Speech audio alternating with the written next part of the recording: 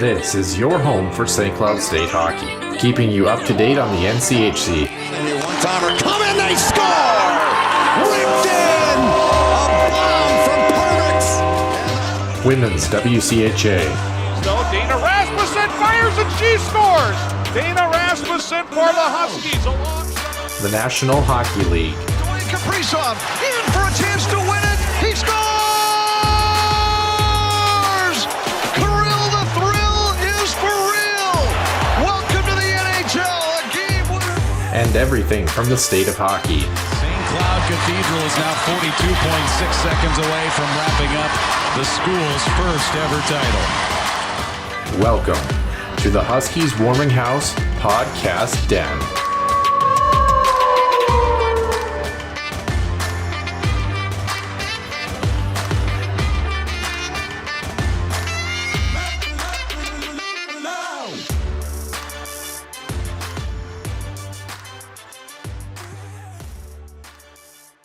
And welcome into episode number 96 here on the Huskies Warming House podcast. Nick Maxton joining myself, Noah Grant, as always here on this Sunday at the kind of the tail end of January. We got one more show coming up at the end of January, but happy to have all of our listeners with us as always. We've got a little bit of news and Center Ice View news and notes as always.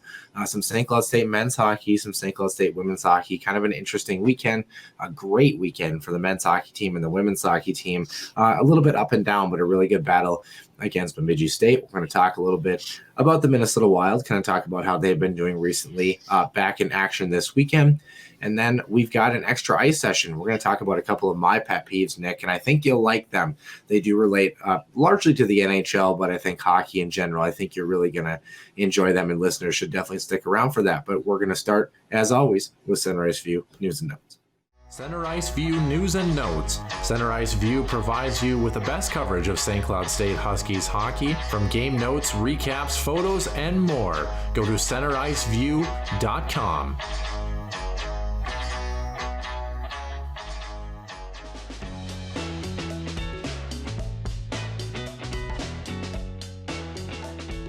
As you mentioned, Noah, Center Ice View News and Notes. St. Cloud State men's team had one heck of a weekend, actually setting multiple records against the Miami Redhawks, who last place team in the NCHC coming into it. Huskies haven't played for 3 weeks, so wasn't really any guarantee how this series was going to come out, at least on paper.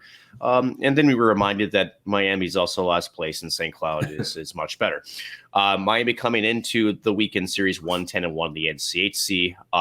This series, 11 goals on Friday for St. Cloud, and again 8 on Saturday, set an NCHC conference record for most goals in a weekend series with 19. Just unbelievable, right? So as you mentioned, 11-1 on Friday. And in that contest, St. Cloud State matched their largest margin of victory of 10 goals. That matches a win against Western Michigan back in 2015. But how about Nick Pervix setting a couple of records, also tying another one? He actually becomes the first defenseman in NCSU history with a 6-point evening, also tying Brennan Samper with the most assists in the game. That goes back to, I believe, 2000 in a game against Minnesota. So quite the evening there for Nick Pervix, who was heading to the Olympics for Team USA in just a couple of weeks. Zach Wakabi had 2 goals on Friday. B-Team Yetton also had 2 goals on Saturday. So a couple of players with multi-goal games. Actually, even Kevin Fitzgerald, now that I think of it, also had 2 goals on Saturday as well. 10 players overall had a goal. 14 players had assists. 8 players had multi-point games. 2 for 2 on the power play. 5 for 5 in the PK, I believe, on Friday. And then Saturday, 2 for 3 in the power play. And that 8-0 shutout, his second of the season. That would be David Rank between the pipes. And how about this? Noah, 3 shorthanded goals on the weekend, including 1 that was on a 5-on-3. Yikes. So, I mean, it wasn't great. Kyla Kruka had 3 assists on Saturday. 14-6 now overall for St. Cloud, 6-4 in conference play. But it doesn't get easier. In fact, the gauntlet for the NCHC starts just next weekend as the Huskies will be on the road the next 2 weekends. They'll start in Grand Forks against the Fighting Hawks before, I suppose, going over to Denver. So it gets only tougher from here. Yeah, quietly 3 assists from Kyler Kupka on Saturday too, which was really cool. And David Rennick, his 12th shutout in school history. So good for him to see him on the board on that. Speaking of goaltenders, Nick, women's hockey, we had a record set by a women's goaltender, although one that you probably don't necessarily want to have, but she has it anyway. So St. Cloud State women's hockey back in action against Bemidji after their 3-week hiatus. Friday, the Huskies eking out a 2-1 win, despite being outshot 37-17. So it was good to see St. Cloud at least be productive with quality shots, not quantity. Both goals coming from Olivia Savar and both assists coming from Courtney Hall, so kind of identical on the score sheet there. Each team 0-1 on the power play, and Emma Paluzny stopping 36 shots. She didn't set the record on Friday. It happened on Saturday. Same score, 2-1 finish, 1-goal contest. Bemidji State getting the best of the Huskies with 2 goals to start this contest. Addie Scribner, the lone goal from Taylor Lynn and Grace Wolf. Both teams not converting on the power play, and shots were 42-26 this night in favor of the Beavers. And Emma Paluzny stopped 40, moving her to first all-time past Lauren Geiselman's mark of 3,077 saves. Pretty crazy. Also think about Lauren Geiselman, making that record in only 4 seasons as opposed to 5 for Emma Paluzny. But nonetheless, the team moving to 8-13-1 overall and 3-12-1 in conference play. And the Gals will host Wisconsin next weekend at the Herbrooks National Hockey Center. So, kind of an up and down weekend for the women's hockey team, but nonetheless par for the course against the Bemidji team that has really given the Huskies a tough run every time they play. No question. And, how about Olivia Savar's goal, making number 2 on the SportsCenter top 10 on Friday night? That was a pretty nice goal. In fact, I'm trying to remember the men's player that scored a very similar goal a couple of years back, where he was also kind of falling and then was able to chip it over the shoulder. Pretty nice skill play there from Savar, who has probably been a little bit snake bit offensively, I would say, for most of the season. But as you mentioned, let's get to some NHL news, shall we? So Montreal, trying to put the pieces back together, especially in the front office. They finally have hired their GM, and it is Kent Hughes. He's been a player agent for 25 years. So he's been around the league a little bit. First client actually they had was Vincent LeCavalier. Tampa Bay Lightning fans may know that name quite well. That was back in '98 when those two first paired up to tackle the National Hockey League. He will obviously now work alongside newly hired president of hockey operations, Jeff Gordon. And just a little bit of background about Hughes. He's the father of New York Rangers prospect Riley Hughes and 2022 draft eligible prospect Jack Hughes. The last name Hughes has been kind of making a bit of a rise in the NHL. Yeah, just a little bit. So,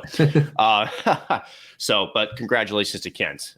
He's got, and no question, he's got his work cut out for him. The Montreal Canadiens, very much far and away from where they were last season after making a Stanley Cup final run. And it's going to be a lot of work to try to rebuild that program to get back to that point. Well, let's talk a little bit more, some Canadian NHL news, right? So, NHL scheduled, rescheduled over 100 games. But in each Canadian province, they've kind of been handling it differently. But just recently, Ontario has announced that sports venues can return up to 50% capacity as of February 21st, and then full capacity back to March 14th. So a big reason why that the NHL has postponed a bunch of the games north of the borders is because, again, they need that ticket revenue. And when a bunch of the provinces, including Ontario and Quebec and Alberta, Manitoba, decided to either limit or halt, NHL came in and said, nope, we're going to reschedule those. So pretty crazy. Speaking of the NHL, a little bit more positive news, at least maybe for those who want to think about it, they're going to stop testing asymptomatic players after the All-Star break, February 7th. So the NHL and the NFL have kind of followed suit here. So this is something where the NHL and the NHLPA actually sat down and agreed to, as what hopes to be a continuing trend as COVID-19 cases continue to decline, both the U.S. and Canada as well as worldwide. Prior to that, fully vaccinated players were tested at least once every 72 hours, while unvaccinated players were tested every 48 hours. So, that it was probably a good thing during, this big rise. And hopefully as we continue to see the fall, won't have to worry about as much, but it doesn't mean that testing is over, right? So it'll be on a for cause basis. So fully vaccinated players and staff who develop symptoms will be tested at that point. And there will also be testing for any cross-border travel, again, as Canada and the U.S. have different guidelines for that as well. But then what happens if a player comes positive, right, Noah? Then they won't be subject to be tested for 90 days after they leave isolation. So basically the thought there is, well, if you're positive, you got some natural immunity. We're not going to open up that rabbit hole. I'm not going to go there, but that's how the NHL is going to handle that from there on forth. So how about some players impacted by this, right? So Detroit Red Wings forward Tyler Bertuzzi is the only NHL's only player who isn't vaccinated against COVID-19. So that's a pretty good percentage rate, I would say, Noah. Yeah. Bad. So, I mean, so this new policy really only affects one guy. So it's a, I think you can look at it two ways, right? It's good and it's bad. I think that the overwhelming news I think we need to focus on, at least from everybody's standpoint, is we're starting to see what looks to be the peak of this thing. And hopefully for whether it's professional athletes or you and I back at home, that these things continue to go down. And, again, we can try to get more back to normal. I think that's the biggest thing. Speaking of normal, and things that have not been normal, how about this? In the American Hockey League, San Jose forward, Krzysztof Rebick, has been suspended for 30 games after a racist gesture. So not good. Yeah. Directed at a Tucson Roadrunners player, Baco Imama, who is of African-American descent. And basically, I didn't see the exact video here, the exact comments, but there was an apology issued by Rebick. And let's take a quote of that real quick, Noah. The gesture was made in heat of the battle, and while I didn't mean anything racist by what I did, I realize now that through my own ignorance how my gesture could be interpreted. I alone am responsible for that, and I was terrible, and I make no excuses, end quote. This may be probably not the greatest segue, but that seems incredibly lawyer scripted, but that's just me. Yeah, well, at least there was an apology. I mean, that's better than the UHL, can say, way back That's when. fair.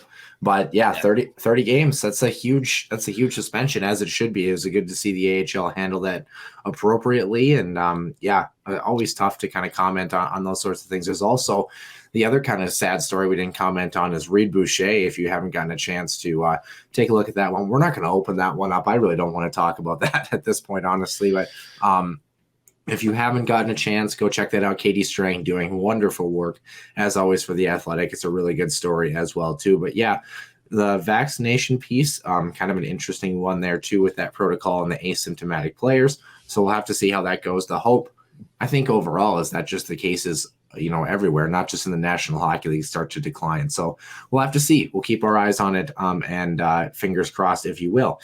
So some final topics, some wild trends in the NHL, some injuries. We had a retirement and a passing of a Hall of Fame legend. So let's start in Boston. The Bruins finally retired Willie O'Ree's number 22 to the rafters this past week, coming exactly 64 years after O'Ree became the NHL's first Black player. So a great ceremony, a groundbreaking achievement. Even more impressive, he lost 95% of his sight in his right eye after being hit by a puck 2 years before he ever actually made it to the National Hockey League. So an incredible story if you haven't gotten a chance to check out Willie O'Ree and his journey to the National Hockey League. Unfortunately, pun intended, the Bruins also played blind that night, losing to Carolina 7-1. So it was not a great moment on the ice for the team in black and yellow. O'Ree is currently 86. Speaking of 86 in the mid-80s, let's talk about Clark Gillies, former star in the 1980s, Hall of Famer. He passed away at age 67 this week, 4-time Stanley Cup champion, and his number 9 has been retired by the Islanders. They did not list a cause of death, but I mean, what an iconic legend, through that dynasty that the Islanders had for so long. So wishing the Gillies family nothing but the best as they go through this difficult time. I think the whole hockey world was kind of stunned by that one. Let's talk about the National Hockey League today. A pair of trends, the Philadelphia Flyers. They really suck, Nick. I'm okay with that. Yeah. Sorry, Chuck Fletcher and Mike Yeo. There's nothing I can say that can help this. The team has lost 10 straight games for the second time this season. First skid costing Alain Vigneault his job after the first 8 games of that first skid. And then Mike Yeo, of course, has been at the helm for this second one. And yeah, it has been not so great in Philadelphia. I think the thing that's even more crazy, think about this, is that Philadelphia has lost, 20 games plus over the stretch of this, and yet they are not last in the National Hockey League or the Eastern Conference. So that gives you a lot of understanding of how bad some of these other cellar dwellers are. Arizona played Buffalo the other night, and that was not must-watch TV. What's interesting too, Noah. When you look at two different coaches and two losing streaks of 10, you start to kind of wonder, is it really coaching? And granted, does that mean that they're completely immune to blame? Of course not. But you sort of wonder, where this team is, where they're going. It seems like the last couple of seasons, and they've kind of been trending in the wrong direction. For me, knowing Mike Yeo, I know he's been, at least for me, I think he's a hell of a hockey coach. Now, do I believe that he's head coach material? Just from his time with the Wild, I think he had trouble dealing with some of the, you could call it the egos or personalities when he was here. Yeah. He's never been a player coach. Never has been. No. And then, of course, Chuck Fletcher picks him up after he spent some time in St. Louis, obviously in the staff with then former head coach Alain Vigneault. Just not a good time for the NHL's Philadelphia Flyers. I'm sure Gretty isn't very happy either. 13, 20, and 8 are Philadelphia last in the Metropolitan Division and a minus 39 goal differential.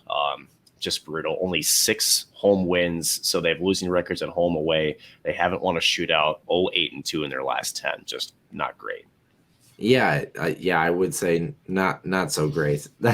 That's no. I mean, there's nothing else you can say. That's pretty brutal. Speaking of things that are must-watch TV, in San Jose, Timo Meier had a whale or a shark of a game.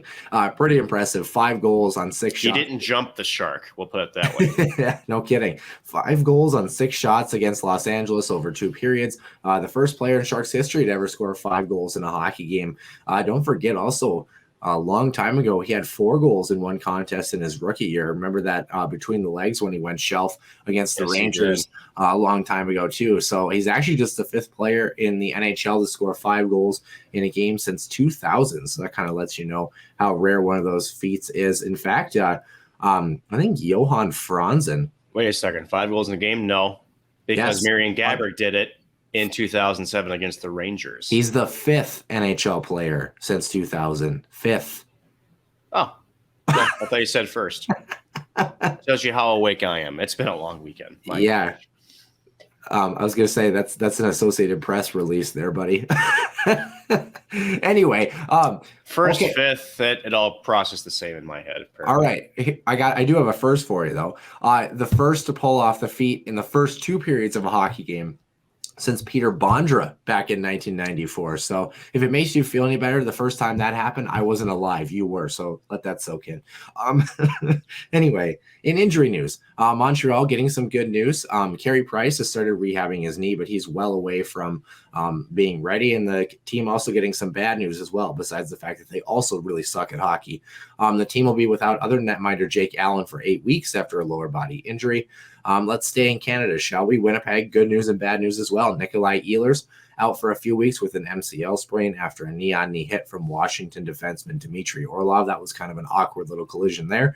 But the team did activate Blake Wheeler for the first time since December 10th, so they do get him back in the lineup hopefully soon. And last 2 injuries of the week. Toronto without defenseman Jake Muzzin after he suffered a concussion a week ago. And the Buffalo Sabres are without rookie phenom Jack Quinn for 4 to 6 weeks with a lower body injury.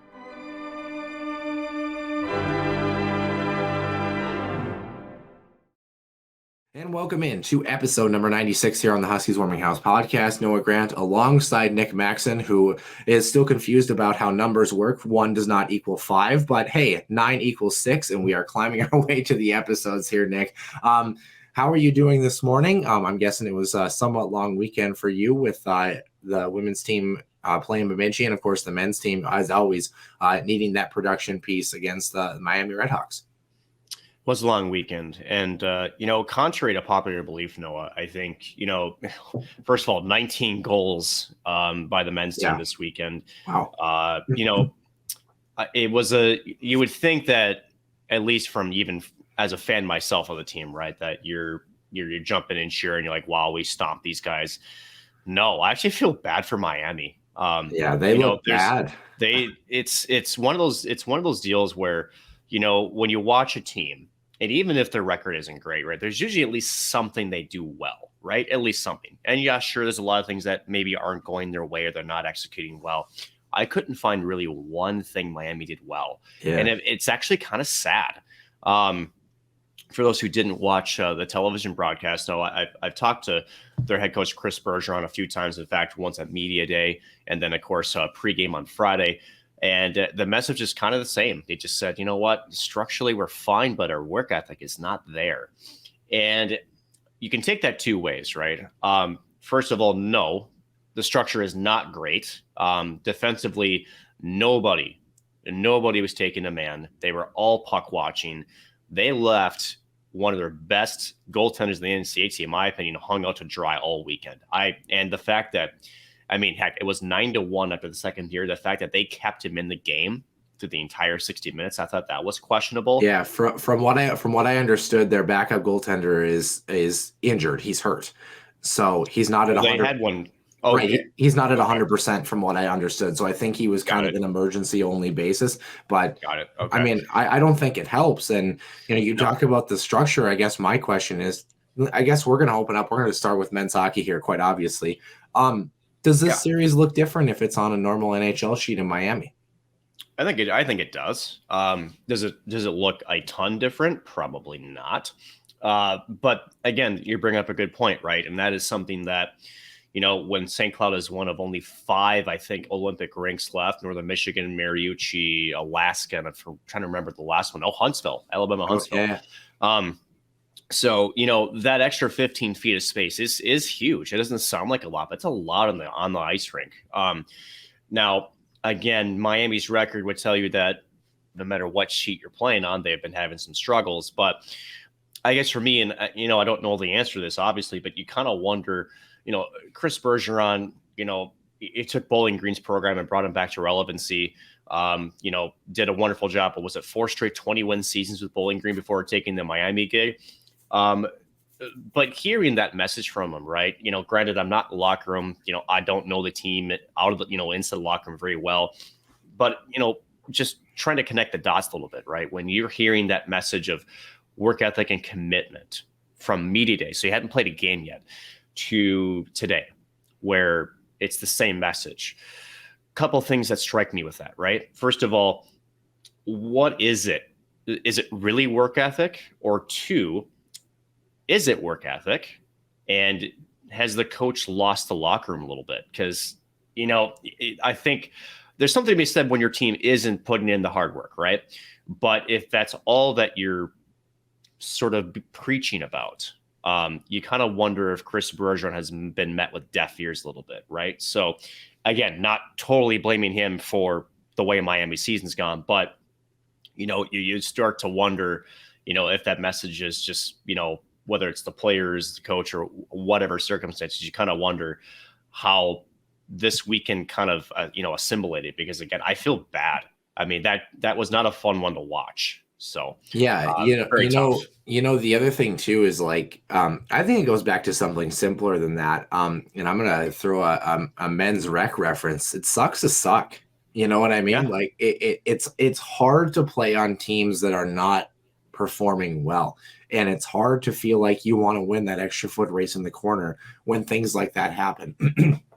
I think the other thing that is challenging for Miami is that they were probably coming off one of their best games of the season. Right? Mm-hmm. A 2-2 shootout win, if you will, against against the University of Minnesota Duluth. And, there was no jump from that team. They did look defensively discombobulated. I think the big ice sheet really helped that too. But it was odd because I thought that they would look a lot better considering they played, the past couple of weekends. They were, trending in an okay direction coming into this weekend. You got to wonder, with the talk potentially of Miami leaving the NCHC, and we hear rumors about that all the time. Stuff like this doesn't help. These are the things that they push you towards the CCHA again. And I don't say that, I know there's a lot more logistics financially and things like that have to go into it. But if there is ever a time where the NCHC looks around and says, okay, well, who are the schools that are the backbone of this conference? You can't tell me that Miami giving up 19 goals and only scoring 1 on the weekend, helps their case any. And for a program that, back in 2013 was so esteemed, think about that stretch where they had where, Blake Coleman was, in that group and they were phenomenal and they were this close to winning a national championship. I mean, in your eyes, what has been the issue? I mean, is it Chris Bergeron? Has it been the recruiting? What is going on in Miami, and what needs to be reevaluated to get this program back in a spot where they can do something again? I think it does come down to recruiting, honestly. So going back to that era, right, where Blake Coleman was part of, the group, if you really analyze the roster, Noah, because I was looking at this yesterday a little bit just to try to give me some kind of insight, right? Right. That was still a very top-heavy team. Yeah. So they weren't like a St. Cloud where you have not necessarily like a star player, right? But, St. Cloud has a lot of like A-, B+ players, right? They're deep. Whereas that Miami squad had a couple of A+ players, but then there was nothing in between. Then it went to C players. So those top end players that they had really carried the motion. And, we were having this discussion similarly with Minnesota, and that is those players didn't stick around.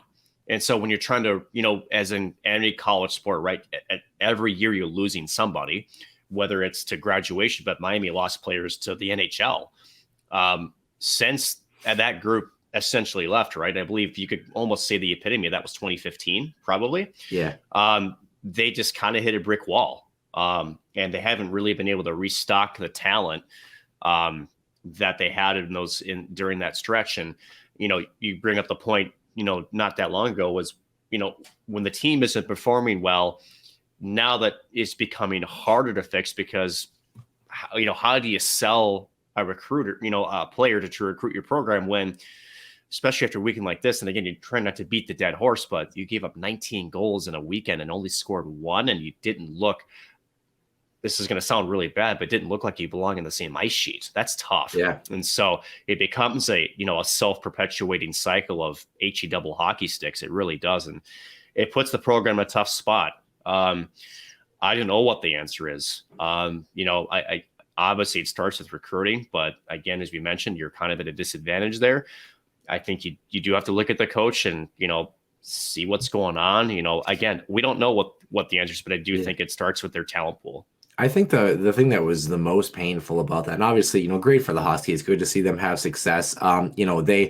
I predicted on MNCAA that there would be a 3-1 win for them and then a 6-1 win. Boy, did they exceed expectations. I mean, they came out of the gate ready to play hockey. And that's the other piece that's impressive. And who knows? I mean, maybe St. Cloud State, part of this, maybe St. Cloud State was just really good this weekend too. Like where at both pieces of puck drop, Miami felt that they were overmatched from the get-go. And then, St. Cloud's, how good that they were playing kind of led to that right out of the gate. And, maybe it would have looked a little bit different had St. Cloud, not played so well. But nonetheless, I think the thing that's most painful for Redhawks fans is that, you get your doors blown off 11-1. It happens. We watched St. Thomas have it happen in their first ever Division I game. What did they do the next night? They came back. Yeah. I mean, and Miami didn't. That's the thing. And I think that's kind of what you were getting to was Miami, they didn't have that bounce back. And granted, it's easy for us to say, right, Noah, because we're not in that locker room. I mean, getting shellacked 11-1 is not pretty. And especially when the season, it hasn't been going well for them. It becomes tough to find that motivation to go back out, to, like you mentioned, to exude that effort, try to win those puck battles. That team, the end of first period game 2 looked like they were just ready to get on the bus and get the hell out of there. And, I forgot to mention this piece, but for travel, right, when I was talking to Chris Bergeron before Friday's game 2, they actually stayed they don't start school until this week. So they actually stayed in Duluth the entire week. And then bust down to St. Cloud to sort of just help with the travel piece, which I thought was pretty smart on their part. But I mean, still, that travel piece in Miami isn't great either. But, and again, for St. Cloud, not playing in 3 weeks, were they going to be rusty? Were they going to be a little bit sluggish? We didn't see that. That's for sure. And like you said, Miami coming off of what was supposed to be kind of a stepping stone weekend for them. They were building towards something, definitely falling back to the cellar. So it's just two teams going in opposite directions, really. Yeah, don't forget, that Friday against Duluth, it was only a 4-1 finish. I mean, it's not like, they've had the occasional game where maybe it was, 6-1 or 6-2, but I mean, 11 goals in a hockey game. I don't know how to relate that to people who don't watch hockey. I mean, that's like a 50-0 win on a football field. I mean, that's a huge margin. I don't know what to say. I mean, great for the Huskies though. Good to see them, kind of get back in the saddle. You prepare for a very tough opponent in North Dakota who was swept by Western Michigan this weekend. WMU looks like the real deal. So, I think there's really points up for grab for this Huskies team. I think they can handle North Dakota up in Grand Forks. I think it should be a good one. And I think that this only builds momentum, and there's a lot of good trends, and it was a good series for the Huskies to get back. It was a points weekend for a lot of the players, obviously, but beyond that, I think it was just good for the guys to get back into game action and feel like that they did have a little bit of jump and a little bit of confidence moving into a very tough environment in Grand Forks. Let's talk about some women's hockey a little bit, shall we? Pretty good to see them get the 2-1 win on Friday. I'm happy that even though they lost on Saturday, the score was the same. It was a low-scoring contest. Nick, the only thing that's really starting to concern me, well, I shouldn't say the only thing, but the main thing that's starting to concern me is at the beginning of the season, this women's team was doing a lot better job suppressing shots and shot volume, something that we had talked about them trying to continue that trend all the way through. Now, my question to you is this. Do you feel like the Huskies, especially being outshot this weekend, do you feel like that's a case of them trending in the opposite direction? Or is it also a case of them just not having played hockey for 3 weeks and jumping in against a team that, has been a pretty even split against the last 10 or 12 matchups? It's a bit of both, honestly. You can never recreate the game mentality, in practice. It's just never the same. Something that even going back to the men's real quick, Brett Larson talked about that. It goes, we try to put scrimmages in place and, we have a blueprint for when maybe things get delayed or postponed to try to keep us as much in game shape as we can, but you can never fully recreate that. So there's a little bit of rust there, but let's be frank, the women's team has been one that's been just the way they've been for the last couple of seasons, right? They just have been a team that has been known to give up a ton of shots and also not to produce a lot of shots on net. So even matchup, but more so this is kind of in line with the historical trends the last couple of years for the Huskies as well. Yeah. One of the things that was nice is seeing Olivia Savard get back on the board. I think she's been, like you mentioned, a little snake bit. So good to see her get on the board as well, too. And Courtney Hall's having a pretty quietly decent season for the Huskies, too. She is. On the assist column, of course, getting a couple of tallies as well, too, the other weekend. And, that's another piece that's challenging, too. We talked about Miami and what they bring to the table or haven't brought to the table. The Huskies in the women's program are kind of in a similar boat conference wise. I mean, they're 8 and whatever is it? What was it? 8 and 13, I think they were overall. Let me see if I can pull up the stat here. Yes, 8-13-1, but only 3-12-1 in conference play. So that's a tale of two cities for them. That's a difficult piece to realize that you haven't had a terrible season by any means. It's just you drop 4 straight in the WCHA kind of in the middle of November and December, and that really hurts you. And conference wise, you're kind of out of the big dance. So, you're trying to play for things and play for pride. You're trying to play for players like Emma Palousny, where her career is going to come to an end as a Husky, and she sets a record like that as well too. So, and it's kind of a passing of the torch, right? Emma Palousny gets both games this weekend. Sani Ahola has been exceptional. She's going to be the goaltender of the future. There is kind of a changing of the guard that continues, even if this team isn't in a playoff spot, where they have to continue to teach the game the right way and continue to build, because, when those seniors and fifth-year players leave, the rest of the the rest of the players have to kind of pick up the pieces and continue to build and continue to make this program better with the new incoming freshmen that are going to enter this program. So overall, I mean, I thought it was a good weekend. I'll take a 2-1 score regardless of the outcome any day of the week. It's not like they got their doors blown off. I'd like a little more shot suppression. But other than that, I mean, I think there's a lot of things to like from this team. Now, it's going to be a heck of a test against Wisconsin next weekend. And as we know, Wisconsin, one of the best teams in the country. But it's also tough. They haven't played in 3 weeks. So I think that the effort was definitely there. And Nick, we talk about this so much. I don't know if you got a chance to check out the women's games at all, but I mean, where does this team go for the rest of the season? We've talked about this a little bit, but Wisconsin's going to be a tough challenge. But where does this team go to continue to know that these sophomores and juniors and freshmen are going to have to continue that train? What are you building towards if you're those players, knowing that you've got the next couple of years, but you're trying to finish out the season? It's the details, right? I mean, we talked about it, December and November when they were in that slide, and some of the things that we saw that were concerning, right? Where you could tell that and again, when you're losing, you start to cheat the game, right? So and it's a natural thing. Athletes and just athletes do that. But ask Miami. Yeah, right. So at the end of it, it's about executing those details. That's what makes the good teams great teams, is there's attention to detail kind of thing. So again, and it doesn't matter whether you're a freshman or a senior, in my opinion, you have to always continue to be looking in the mirror. How do I get better? Right? Is it that puck protection on the zone entry? Is it making that one decision to go opposite corner versus, near corner? Do I, for this goaltender that likes to be a little bit deep in the crease, do I shoot low for a pad rebound? It's thinking the game a little bit more in depth, right?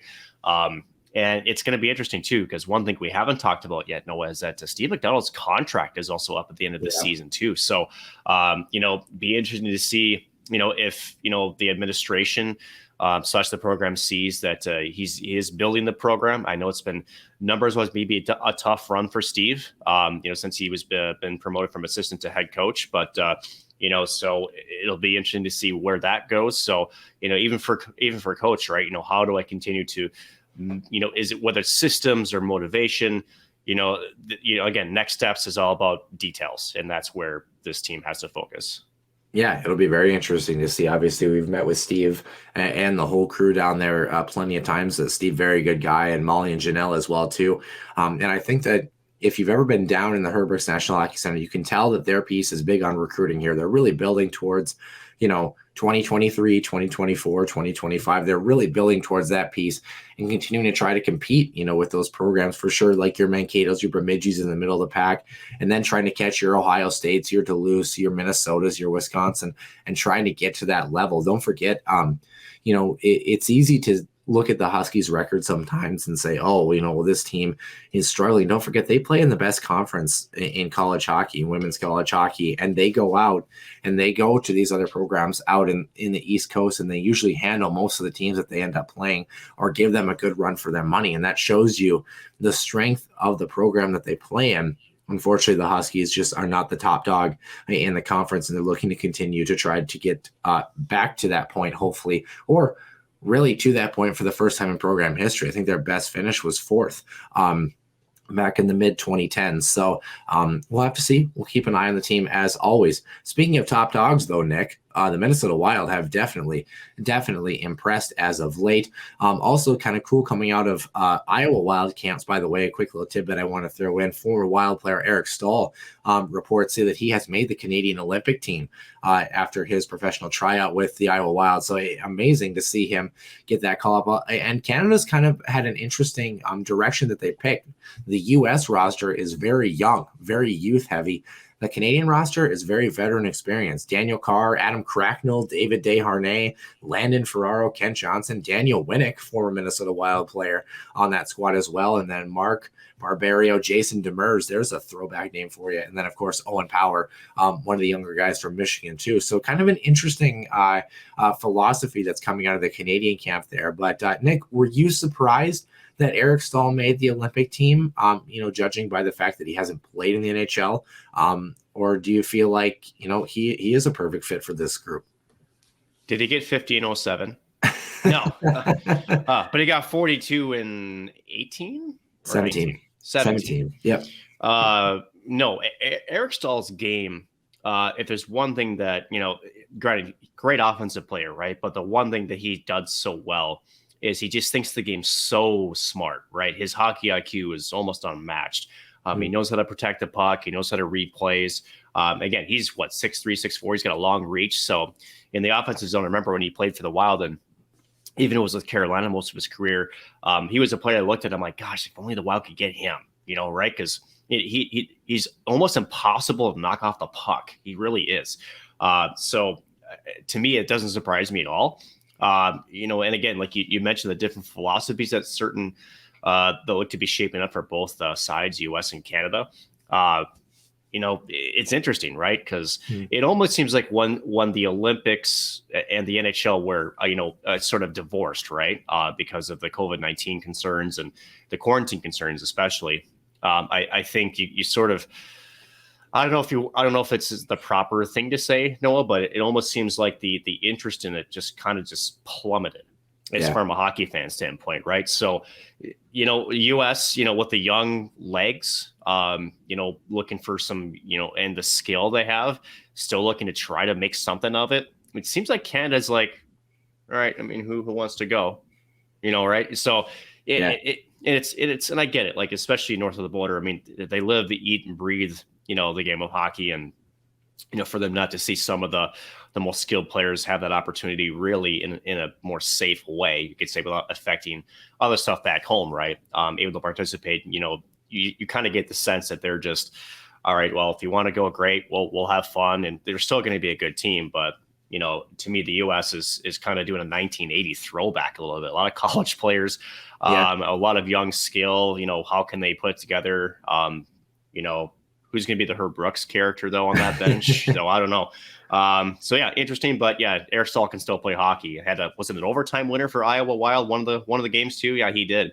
So he can still play at his age, and good for him getting the opportunity to represent Canada again for which he didn't think he would get actually another opportunity to do so. So cool for him. Yeah, the knock in Eric Stahl as of late, and happens to every player approaching age 37, age 38, is speed. His skating has really kind of dropped off a little bit. And at the NHL level, that is a big difference maker, obviously. But a lot of NHL experience on this Canadian squad if all these players are playing. Nick, let's talk about the Wild very quickly here. I want to also talk about our trivia question as well, too. So the question did read, the Minnesota Wild have 133 goals and 235 assists as a team, 358 points as of yesterday morning before they played Chicago last night, in 36 games, which ranks third in goals per game behind Colorado and Florida at 3.66. What is the team record for goals in a season? I don't expect you to get that, but I'd like you to guess. And what year was it? Ooh. The year I would imagine you might get. So I might get the year. Was it either 07, 08, or 09? No, a little more recent. Oh, would have been 17 then, right? Mm-hmm. Yeah. 2016, 17. How many goals do you think that Wild team scored over the course of 82 games? So you're talking about the not goals per game, but the total goals. Correct. Okay. Ooh. Give me a second here. Doing some quick math. 192. 263. 262. Yeah. Math, right?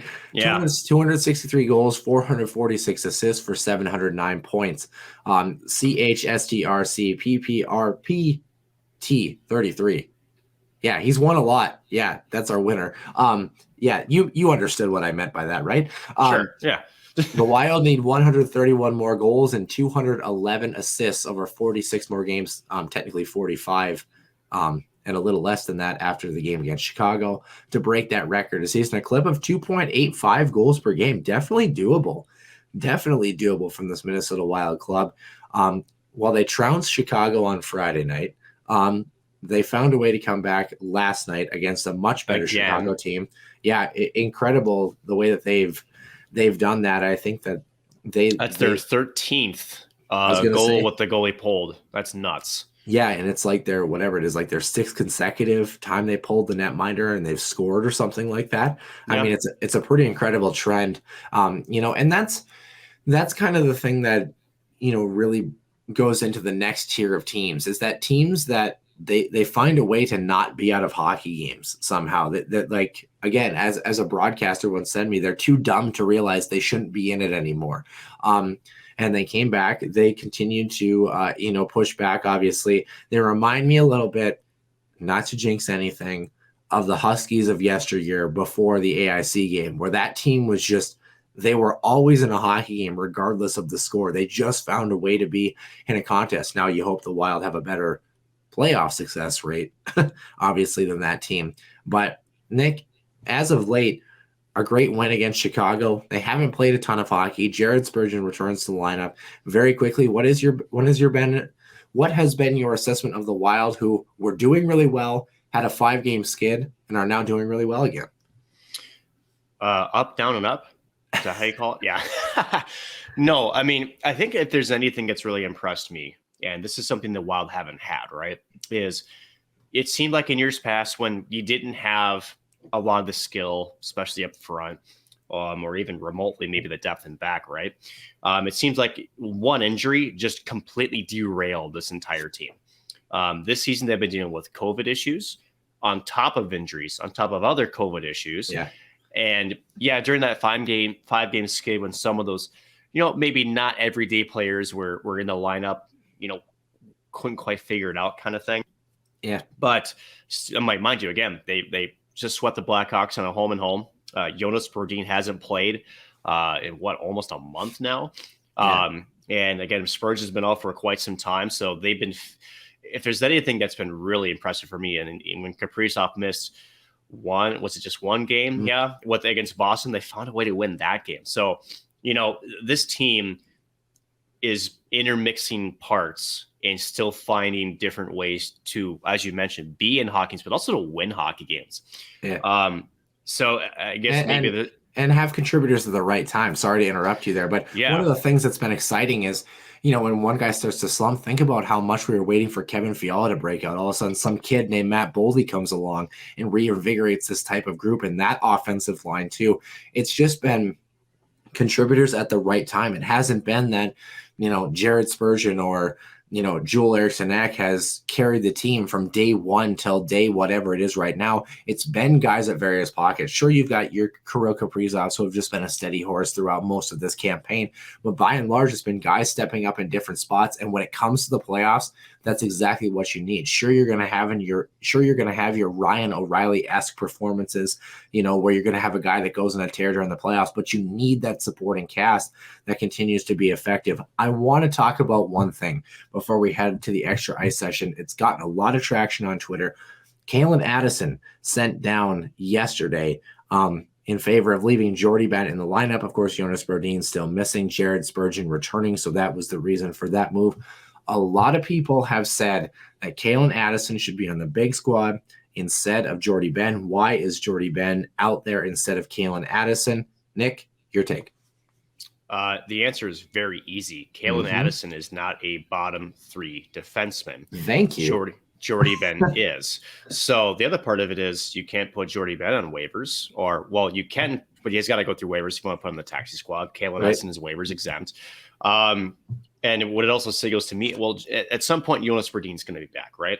So your top 4 becomes Goligoski, Matt Dumba, Jared Spurgeon, and Jonas Brodin. Where is the top 4 spot for him? There isn't one. Yeah. The thing about Jordie Benn, and granted, we all know his struggles. We all know that, he is who he is. John Merrill and Dmitry Kulikov, again, they've been, the best bottom 3 that this team has had in, probably its history in terms of how steady they've been. Yeah. There just isn't a spot for him right now. And again, you're not putting him in a extra defensive role. That's not how his game is tailored. That's not his skill set. So it's just a matter of numbers. I mean, it sucks for him. Let's be honest, right? It's not awesome for Kalen Addison, but you don't want to try to put a square peg in a round hole. That's not where he fits in the lineup. And if he's not going to get that role, not going to get that playing time, it doesn't make any sense to shelf him, get him back down, let him have ice time. Yeah, And again, I think where the Wild are really going to need him is probably next year. Right when there's some cap crunch, so he'll get his chance. Trust me. Yeah, for those who don't know, and I think the question mark is Dmitry Kulikov. What they're going to do with him, he might become the seventh defenseman. Alex Goligoski might drop down to that third pairing as well. And Kalen Addison is Alex Goligoski's replacement in the future. For those who don't know, that's who he's going to replace, unless for whatever reason Matt Dumba finally gets moved, according to the Twitter faithful, or his contract is underwhelming in the offer when it expires after next season. So, you are 110% correct, Nick. And people do not understand that, Jordy Ben has had an okay season. He's not, an absolute stalwart defensively or offensively, but in terms of a plug-in, if Jordy Ben is your worst defenseman this year, things are going right for the Minnesota Wild, and they have a supporting cast of 5 other D that have played exceptionally well. 6 other defensemen really that have played exceptionally well, and then you add Kalen Addison into that mix, and you have options. And that's the thing, right? And that's what kind of gets overlooked in this is the Wild have a good problem. They have too many good players, right? So and this is sort of those different conversations that you have, right? Which is we have guys that need to be in this role to be successful, in a top 4 role, and we have too many of them. I think Minnesota Wild fans who've watched this franchise, for years, right? Since even far from me back in its inception, you would kill to have this conversation back then, when you were like, this team just doesn't have the skill at all right now. It's like what is this makeup, right? So that's how this shifts. When you have good players, tough decisions have to be made for your lineup as well as for the player. And unfortunately for Kalen Addison at the current time, right, the numbers just don't seem to align. But as you alluded to, it will probably soon, and probably as early as next season. Yeah, when you have good people, they should be in the lineup. Luckily, at the Huskies Warming House podcast, neither of us are good at what we do, so that's why we're both here every week, because there's no one else to fill that role. But, Nick, let's head on over to our extra ice session. I think you're going to like this one, and I think fans will too.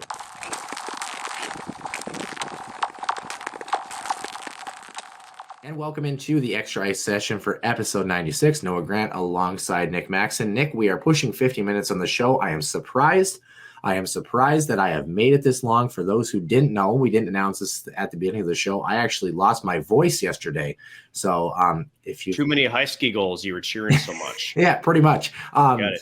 Yeah, so I worked the Taros game on Friday night and then woke up on Saturday, and I was like, hard to broadcast without a voice. So saving it for the podcast here. We're on the last leg. So if for those who have been listening and they're like, wow, his voice sounds funny. 1, it always does. But number 2, I feel like I'm well oiled and lubricated, so to speak. So let's get this segment done before anything happens. Yes, you wanted to laugh at that. You were thinking something different. I don't appreciate that, Nick. It's fine. See me after dinner. Anyway, my 2 pet peeves. That's what we're going to talk about in the extra ice session here, Nick. I think you're going to like them. They kind of relate to the NHL, but this first one is across the board here. Nick, it drives me absolutely bonkers when officials do not drop the puck on a draw. You know what I mean? This whole push and pull of officials where they do the half drop and then the guys back up and they've already given away the hand of what they're going to do on the faceoff. Then they come back in the faceoff and then they do it again, but they don't drop the puck. And then the official tosses the one guy and then they do it again and they toss the other guy because the other guy's been waiting for 30 seconds just to watch the puck drop. Why is it that officials are so obsessed nowadays with making the faceoff fair? For those who don't know, a good faceoff and teams who are good at faceoffs don't win them fairly. That's kind of the whole point of the thing. And part of me is like, if both teams are kind of just chomping at the bit to try to get an advantage, as long as it's not egregious, I mean, just drop the puck. I mean, am I wrong in saying that? You think? Actually, yeah. Because I think let me rephrase your question. I think it's gone over the line. I really think it has, just in the sense of like, there are times where, obviously, if you have a guy who's twisted completely sideways and his head's over top of the faceoff dot, I definitely agree. But everything about a faceoff is timing. And officials, they take their sweet time getting to the draw, and then they do this kind of, quick hip fire type thing. And when that throws that off, or one guy gets a better jump, then it's like, oh, well, he's cheating. No, he's dialed in, looking at your hand, ready for that puck to be dropped. So let's rephrase the question a bit, because I think you didn't really ask a question. You kind of ranted there for about 2 minutes. Well, it is my pet peeves. This is my time, Nick. I'm surprised you had the voice for that. So the question is, when players are trying to be unfair, why are we bitching at the refs because they're trying to be fair?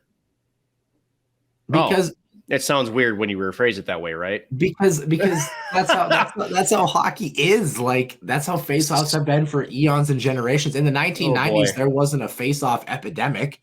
So let's dive into this a little bit of a different angle, right? So you and I both know, and for those who have ever watched a single episode or maybe even a YouTube compilation of Letterkenny, and maybe a guy by the name of Shorzy, right? So you don't tell me that and the refs hear it from the players, the coaches all the time, right? The linesmen get it too, right? So it's like, granted, everybody knows the game within the game, right? Let's call it that.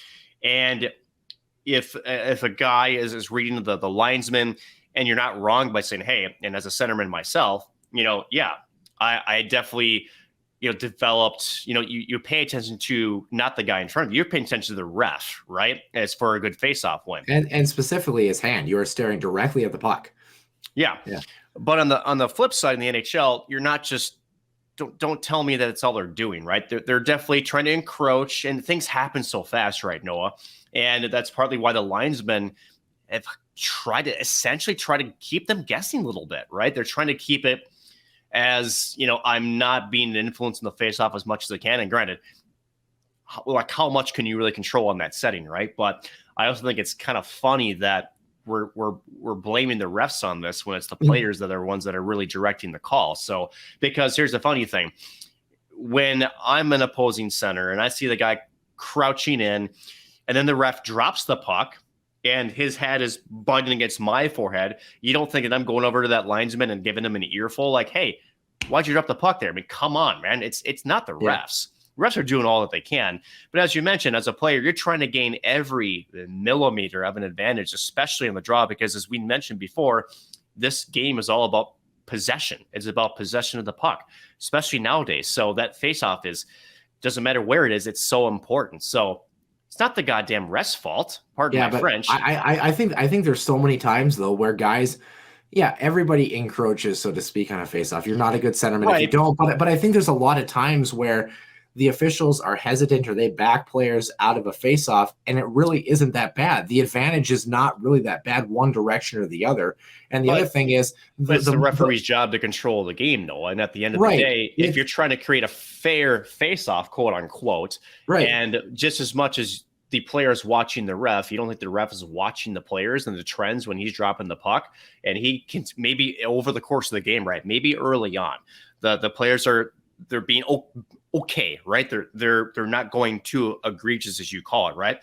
But don't tell me over the course of the game, especially if a team is trying to come back in the game, they're not trying a little bit earlier, try to go back in the circle, right? Referee's going to see that.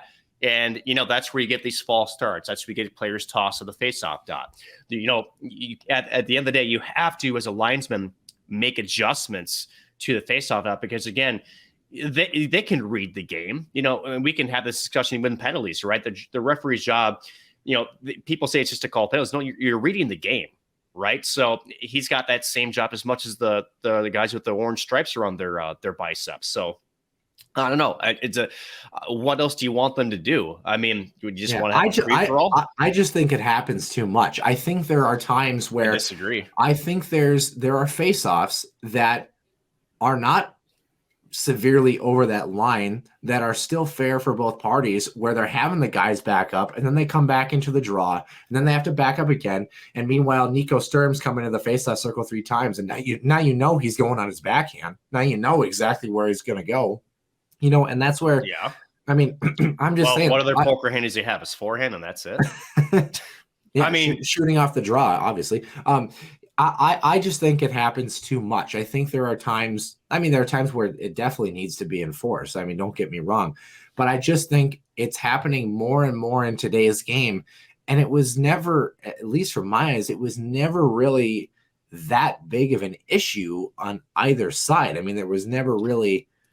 But we also forgetting one thing, the game of hockey, if you're saying it never was big of an issue, well, haven't we seen the game change quite rapidly the last 15 No, years? it looks the same since 1886. Right. About. So, but again, and possessions become that much more important, which means face-offs and the importance of winning those have become more important. So you're seeing, I think, a parallel trend where face-offs, because don't tell me what the officials don't know that that's important too, right? They want to get it as fair as possible. Again, they don't want to be, part of the reason why someone lost a face-off. And going back to what I said earlier, you really think that, the referees at one point don't even stop, like, back the hell up, let's reset, let me try to get this dead in the dot, let's make it a fair scrum kind of thing, right? And let me bring up a second point. After that, they're doing all they can to try to keep it fair, right? Because again, possession is important. But, so much of the faceoffs now is not about the centers. It's about the wingers and the support that come into play, right? So, the center isn't winning the draw by himself. If he is, his name's probably Joe Sakic. Number 3 or number 2 for those who can count. Patrice Bergeron. Patrice Bergeron, and that's about it. Maybe Barkov, maybe. Yeah. But that's Victor Rask. Yeah, right. So, but I mean, right. So it's like, those little things matter. And again, I think this is just a natural sort of progression of how this game has happened. And, don't get me wrong. There are few instances where, it's like, you don't need to do it 3 times, right? Can you get him reset? And then this is where you bark as a linesman, I think every face-off should be at center ice. You just throw the puck forward and it's a foot race. Boom, ready, set, go, right? Or do like your coach in practice, the ref just picks him and chucks it in the corner and says, all right, go get it. There's actually a puck shooter in the Jumbotron, and they just pick a direction and they let it go. I don't know, Nick. I mean, maybe the game shouldn't have changed. Maybe we should go back to Canes and the frozen horse crap, because I think this is frozen horse crap. Could you imagine if a puck shooter was in the Jumbotron and that hits a stanchion and goes right to the stick of Patrick Kane, how pissed off people would be if that happened? I think they would just say, well, that's Minnesota sports for you. I mean, that's also true, but my gosh. Boy, no, but in conclusion to this one, I think you're making the refs more of the martyr than they have to be. I think they're doing the best that they can. I think you'll like my next one because it's also about officiating. Did you get triggered this weekend? Are you okay? This next one, I think you'll agree with me on. To be honest, maybe not. I have no idea. But are you on a soapbox right now? I just want to make sure. This is one that I actually noticed at the Taros game quite a bit, and I think you see this maybe a little bit more in junior hockey, but at the NHL level too. Interference, pick plays. Okay. You know how forwards enter the zone and defensemen close off a player, but they'll grab him, or the puck. The forward will be in the corner and they'll chip a puck down low, and the puck will be 5 feet away from the forward, and they can't get free because the guy steps into him, or grabs onto him there. Why are we not enforcing that one a little bit more? I'm going the other direction on this one. I understand we want to open up the game, but I think there's so many times where defensemen are riding that line, and granted, that's not their fault. I mean, it's not defensemen's fault, but they're riding that line where the forwards they're not able to grab an extra step, and the defenders are like, well, if I'm X amount away from the puck, I'm just going to step into this guy just a little bit. And I think that there should be more interference plays called, on the ice, because I think, if we're being honest, a lot of these slower guys, a la your Jordy Benz, are not keeping up with your Patrick Kanes, are not keeping up with your Kirill Kaprizovs, and their only solution is to step in front of them when the puck is 5-6 feet away. And I think that it goes unnoticed, and it happens all the time, and it happens more and more because the game is getting faster and faster. Ooh, I have a pretty good one for this one. Okay, so it's not as easy as you think, honestly. It always is.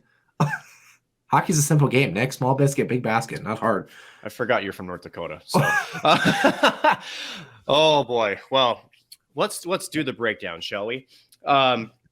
Let's first define 2 terms. Let's define interference, and let's define obstruction, because that's important to differentiate, right? So, because we see the trends in officiating now is interference is basically like, I'm getting in the way of your ice, this and that. Yeah, preventing you from. The rule says that you're impeding progress. Right, yeah. Impeding progress. An obstruction is kind of the same thing, although, it's more of like an obstruction is what I had in my colon last week. Shut up. I'm not even gonna. Wow. Did it at least light up? Anyways, so yeah, I had to phone home. Oh, yeah, 911 was the phone number. So back to the obstruction part. Oh my gosh! Now that we're talking about obstructing bowel movements, my goodness gracious. So this is where, okay, so let's take your example, right? So first of all, what's two players are trying to enter the zone. You have a forward and you have a defenseman, right? You're at the blue line, forward's trying to dump the puck in, puck's off a stick. It's in the air, it's 10 feet away, right? The way that the officials look at like ice, and what I mean by that is there's a spot on the rink. Whose is that? Well, technically, if no one's there, both people have the right to be in that spot, right? So why this is not as clean cut as I think you want it to be is the progression of these penalty calls are, well, first of all, was somebody in that ice one? Number two, and this has kind of been the NHL's way of looking at it, are their feet moving? And then that's where you kind of get that interference, right? So going back to your Jordy Ben incident, if Jordy Ben is flat-footed, which even if he's moving, he kind of is anyway, but separate conversation. If he's not moving his feet and someone's trying to get around him, right, and he impedes progress, so skater goes right up to his chest, and Jordy Ben doesn't, basically try to skate with his direction and not just shadow him like we would say a cornerback in football, but just almost kind of stand him up, if you want to call it. That's an interference call, right? Yeah.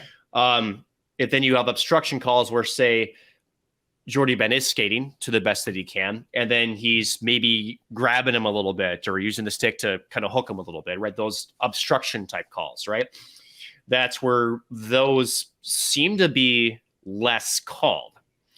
As long as you're moving your feet and if there's an engaged battle with both players, the trend has been let them play it out. Right. That's what I'm saying. That's what keeps happening is that, a forecheck is absolutely stymied because the guy, let's say he's on the half wall. There's been a battle for the puck. He emerges with the puck and he's going down towards the goal line, right? He gets the puck. He turns, surveys his options, sees the defenseman coming at him, and then he chips it down below the goal line and turns to move his feet and start chasing that puck. And the defenseman, knowing that because he's facing the defender and was fronting him, knows that he's not going to be able to swivel his hips and he's already flat-footed. So instead of turning towards the puck, he turns at a diagonal angle towards the puck carrier and he'll take 2 steps and just try to impede the progress before he ever takes more than one hard stride so that it looks like, oh, they were just tangled up. When in reality, he knows that guy's going to win the foot race. So he's stepping in front of him to impede that progress. And it's like the guy is he's chipped the puck by the defender, made a nice play, but now he can't almost get free and get off of that defender because the defender knows that if he lets him go, he's screwed and it's a loose puck and it's free. And I think it happens in the offensive zone, especially quite a bit below the goal line. And it ruins forechecks because defensemen realize, oh, when I can get away with this once, I'm going to do it all night. And I don't blame a defenseman for doing that, but it makes life a living hell for a forward because, if you're a guy who's trying to grind it out and every time you chip a puck past a defenseman, he's taking you instead of the puck beyond reasonable measure, beyond finishing your check. I think it happens more and more way too often in the game and nobody really does anything about it. I mean, maybe that's just hockey. Maybe that's never going to change. But I think that, that's how some of these slower guys have stayed in the game because they're doing that sort of gamesmanship. And I think it should be called more. I really do. So I'm going to laugh a little bit because you first talk about linesmen dropping the puck and, hey, these guys just try to cheat. And now that defensemen are cheating, now you're advocating for it. So I'm kind of confusing your stance because a little bit here. Because when you go into interference, the scale is already imbalanced. The forward has already made the play that should allow them to continue their progress. They made a play that they now have the upper hand. But you're only talking if they're skating a straight line, and when the fucking hockey does that ever happen? I'm not saying they're skating in a straight line. I'm saying it's almost like I wish I could show it to you, but like I know what you mean. Like, so yeah, it's like there's a puck battle in the corner. The forward curls away from pressure and gets free and chips the puck or is moving, forces the puck down the wall essentially. And they've got a step or two on the defenseman. The defenseman is like, well, screw it. I'm just going to latch onto this guy and step into him for half a second before he can ever really get his feet, full stride or full movement. And it's like, I think it happens so much where it is over the line, and it doesn't have to be called 10,000 times in a game, but I think it needs to be enforced a little more so that defensemen don't take that huge liberty. It's about timing. No, that's the thing. So when you do see it called, it's when does he step into it? It's just like how it's the same. And I'm pretty confident in this and how it's actually preached to the referees. It's no different than finishing a body check or the eligibility of someone be checked when the puck's left the stick, right? So, and again, I have just as much right as a defenseman of that ice as the forward does. And if I pivot and turn, and this is where that game within the game, you can see where I can step to the right and maybe my hit goes out to him. But that, to me, it's like I just have as much right to that ice as he does, right? So I see it as, if the puck's off his stick, and I make a turn and I take a little bit step toward the middle, he's got to get one step around me. That's a good defensive play, right? That's how I see it. Now, if I turn, we're not in each other's lanes per se, right? And then as we get closer to, let's say, a loose puck, and then I step in and then, try to actually impede progress, then that's when you see interference and obstruction type penalties called, right? So I think timing's important of it, because you can't take away the defenseman's ability to skate in any one way or direction. And number two, how many times in this podcast have we said, what about the guys without the puck? Where's the puck support, right? So you can void the entire argument by saying, that F2 and F3, if they're reading the play and they're coming in, that's when they are supposed to step in, because that the puck here is going to have its progress impeded, right? But you can say the defenseman has as much of a right to the ice as the forward, but you also have to be able to say the forward has as much right to be able to not freely, but reasonably pursue a loose puck. It's a gray area. That's the thing. And that's what I'm saying. Like I said, I don't think every time that a forward chips a puck down the wall and a D-man takes half a step towards them that we should be like, oh my gosh, get in the box for 10 minutes. I'm just saying. That's kind of what you said. I'm just saying, I think it needs to be policed a little bit more, because defensemen. But what's the line then?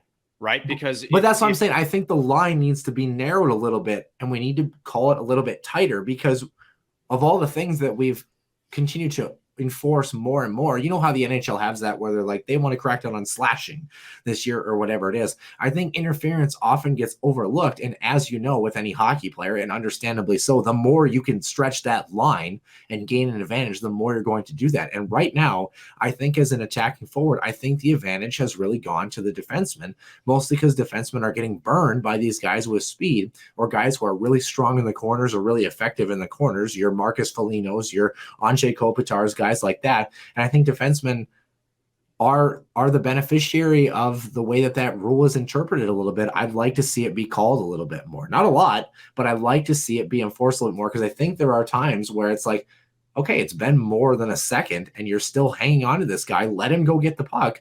Or if you're not going to let him go. I would almost argue that it happens more when defensemen can stay. Look at Quinn Hughes. For Vancouver. Think about this. If I know I can keep up with the forward, I don't necessarily have to give him that gap. I can have a close gap. He tips the puck around me, and then I can move my feet, but then I can also shift my way back and forth and really make it hard for him to get around me. So I'm not trying to kill your point, but I kind of did. But what's your intention? If you're what you're talking, it doesn't matter the intention. What yes, it does. What you're talking about is a good lateral moving defenseman is what you're trying to talk about. A guy who can move. What I'm saying. If I pivot 180 degrees, if let's just say it's a simple chip down the wall, it's a forecheck type play, and it's F1 trying to go to get the puck in the corner. So a defenseman good on his edges, a good lateral moving defenseman, or a defenseman who's good on his edges. Great footwork. Either way, you can still, whether you're slower or more skating. But what's your intention? If you have that skating ability, why are you taking the man there then? If you're not taking, that's what I'm saying. You need your direction. You can battle with a player. But I'm saying your intention, we talk about this in body contact all the time. When you teach it ever since you're a peewee, well, not so much peewees anymore. It used to be, as it should be, whatever. That's a different discussion. But you're taught to play the puck first, then the man. And what I'm saying is a lot of these defensemen are playing the man first as opposed to the puck. If you turn your feet and you're shoulder to shoulder with me as we're going towards the puck, I've got no issue with that. It's guys who know that they're beat.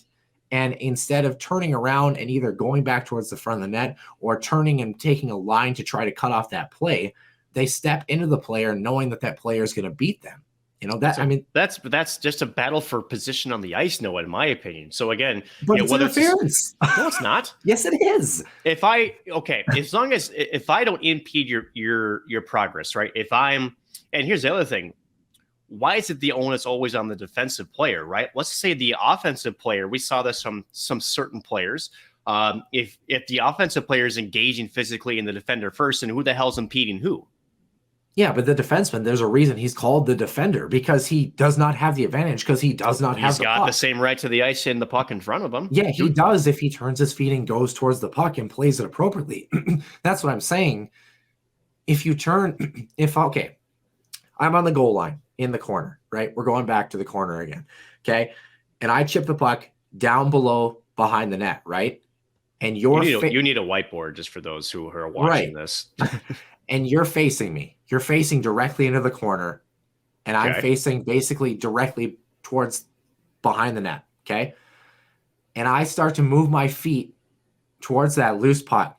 Your feet should be turning with me and towards the puck, and your feet should be almost moving laterally, and then you're transitioning towards that puck with me. As long as you're doing that, I have no problem with it. It's when guys do not do that, and instead they take one step diagonally down to basically the end of the hockey rink, and they try to step into the player instead of turning that extra, whatever it is, 30 degrees and pursuing the puck with the player. They're taking the man instead of taking the puck. And that's what I'm saying. What is your intention?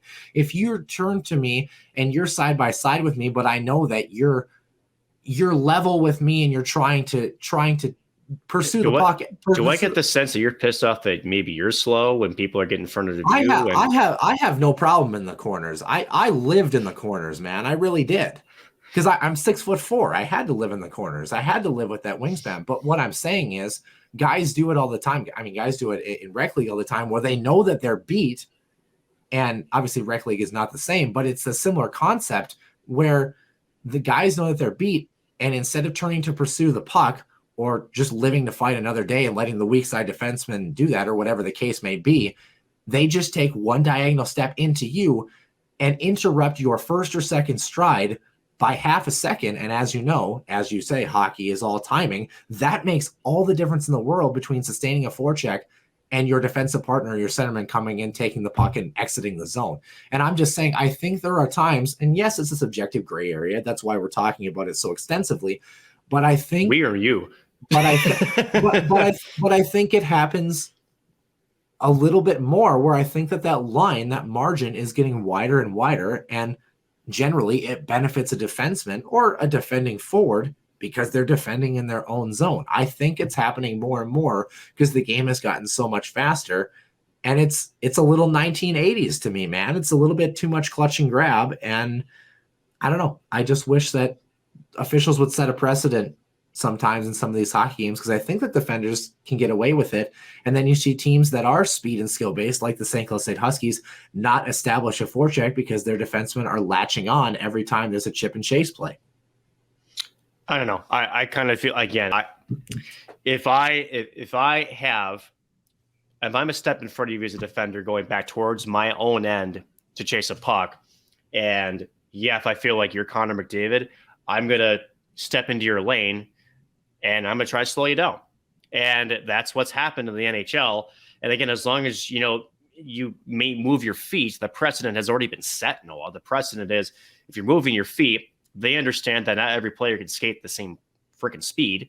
As long as, you're not, So why should a player like Connor McDavid be hindered by someone like Jordy Ben? Even if Jordy Ben turns and moves his feet, if you're beat, you're beat. So should I just give him a free pass? I'm not saying you shouldn't. I'm not saying you shouldn't, and obviously within reason. Every forward knows that when they chip a puck around a defenseman entering the zone, right? They know that when they chip a puck off the glass, they kind of have to do like a football juke off of the line, like a wide receiver does. We get that. We understand that. We accept that onus or whatever you want to call it. But I'm saying, I think that line that you're alluding to, where they can step into the lane, I think at times is going a little bit too far, and I wish officials would call it just a little bit more to bring that margin back down ever so slightly. That's all I'm saying. Right. I just don't know how to call it. And the game would be more exciting as a result, because you would have more forechecks and more forwards establishing puck possession in the offensive zone. So that's the thing, is I don't know how you would enforce that, because at the end of the day, again, if you and I are shoulder to shoulder, looking the same way, we both look at that sheet of ice in front of you, both have a right to that. I just don't know how you can. Yeah, you're right. Shine that down. That's right. We both have a right to that ice. If the ice that you're talking about is where the puck is, and we're both equally pursuing it, that. Even if you're not pursuing the puck, no, that's the problem that we're making here, is that every player has a right to ice that's in front, whether you're pursuing the puck or not. That's the thing. It's, you're making the discretion that because there's a puck battle that could be taking place, and now all of a sudden that's where things get escalated. No, that's not how this works. That's why you even see away from the puck. Right. Away from the puck. Here's the thing. Hold on. When you're away from the puck, no, I would even say, instead of focusing on the battle for the puck, I would actually argue watch the battle away from the puck. I would say there's a lot more clutch and grab for people trying to get into free ice. I mean, goodness gracious, look at the net front battles and the pucks at the blue line. You're trying to tell me, you're talking about impeding and clutch and grab. I mean, those guys, they're not really necessarily skating that much, but the argument is still the same. It's these obstruction and, these sort of let the offensive player, I want to make sure they have a fair chance of the puck. Well, what's the line drawn then? But that's what I'm saying is, like, okay, if you have a puck that's whatever, it's 4 feet behind a defenseman standing here, there's 2 feet of open ice to him. At what point do we say, yeah, he's entitled to that ice, unless he impedes the progress of another player entering that ice? At what point it's not a linear thing. That's the problem, because I understand that. If it was, we wouldn't have been here for 25 minutes. But you brought it up. I'm just saying, I think that as I've watched the game more and more at the NHL level, at the Division I level, at the NHL level, I think defensemen are getting away with a little bit more and more time between when the puck has gone by them versus when they turn to engage, the player. Let's say, and obviously since 1990, has that gone down quite a bit? Yes. But since the fly zone NHL has opened up back in 2006, I think defensemen are starting to get more canny at buying an extra half a second, which is a huge deal in the hockey world, because they have that little bit of extended liberty. It feels like as the years go on, where if they would just enforce it like they do, where they pick a rule every year, like slashing or cross-checking, I think you can mitigate some of those things. I think it would open the game up more, because defensemen would be more aware of where they are positionally in relation to themselves versus the puck carrier, so to speak. They're more focused on, we talk about Nick Lidstrom. Think about how good Nick Lidstrom was. I don't think Nick Lidstrom ever threw a body check in his NHL career. Why? Because he was so positionally sound, right? Versus isn't that kind of what this is? You can be positionally sound by taking the right ice, the right angle, and you don't have to make body contact. Right, but I'm saying, so I'm confused. I'm saying when it happens when guys are engaging with players, they're not doing that. Like I said, when you enter the zone, you chip a puck past a defender, you're going to take one step to the right or left, and you're going to try to make my route a little bit longer, right? We accept that. As a forward, we accept that. Where I have a problem is where they take 2 steps that direction, or they step into you a little bit, and it's like, now you've impeded my progress. Not to say you should give me free ice. I think that's what we're going back to. Not that the ice should be free, No. but at the same time, you have to allow the player to be able to pursue a loose puck just as you would be able to turn and pursue a loose puck. Yes, you can battle with them, but you can't just step in front of a player's lane for the purpose of stepping in front of a player's lane. And that's what I think is happening, is defensemen are realizing that they're beat, and instead of taking the half a step or 1 step or whatever it is to make the forward go around a little bit longer, they're actually impeding the progress. They're actually slowing up the strides or the progress of the player. Is it going to be subjective? Is it going to be called every time? No, but I think it happens quite a bit. And you see good defensive teams, credit to them, do it and shut down really good speed-based teams because they know they can get away riding that limit just a little bit longer. So again, in conclusion, You're okay with you're okay with face-off cheating and gaining that edge, but you're not okay with this type of cheat of what you call because the face-off cheating, it's possession either way. You're talking about possession of the puck either way you slice it. I'm just saying the face-off. I just want the officials to drop the puck after the first or second time. But the face-off cheating, by and large, this is going to sound odd, but the cheating is kind of equal. Like both teams do it at the same time. When a forward is pursuing a puck, the forward is not cheating. The forward is pursuing the puck. The onus is on the defenseman within reason to not give him free ice, but you can't, I can't tackle you when you enter the zone. You know what I mean? I think the NHL has been consistent in how they've called that, right? So as long as basically you're not throwing a body check effectively, and again, I go back to my one argument, and before I wrap this up, that is, there's forwards that engage physically a defenseman first before the defenseman does, right? So you have that where they're almost trying to draw the obstruction call too, where it's like, you're kind of almost trying to force that impedance as well, and then try to get the eye of the referee. So that's part of it too. There's some gamesmanship on both sides of that battle too, and all.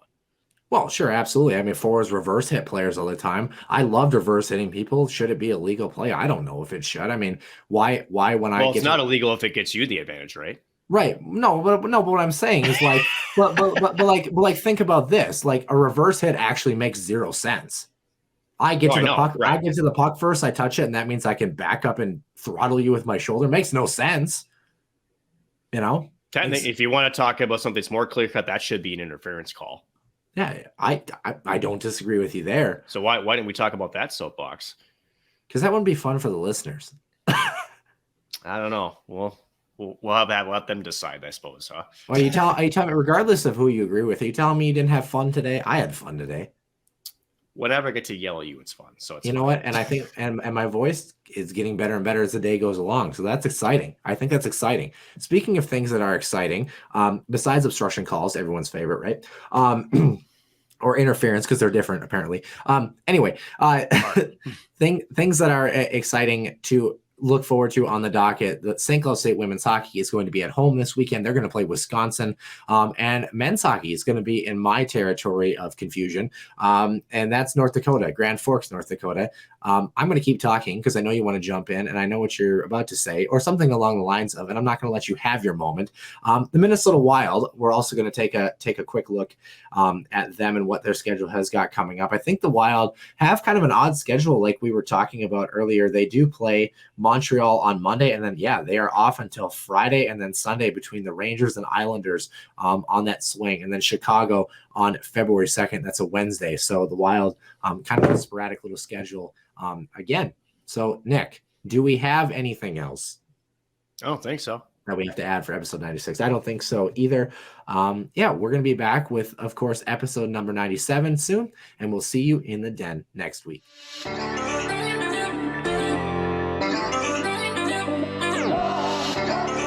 One-timer coming, they score! Ripped in! A bomb from Pervix! So Dana Rasmussen fires and she scores! Dana Rasmussen for the Huskies. Kaprizov in for a chance to win it. He scores!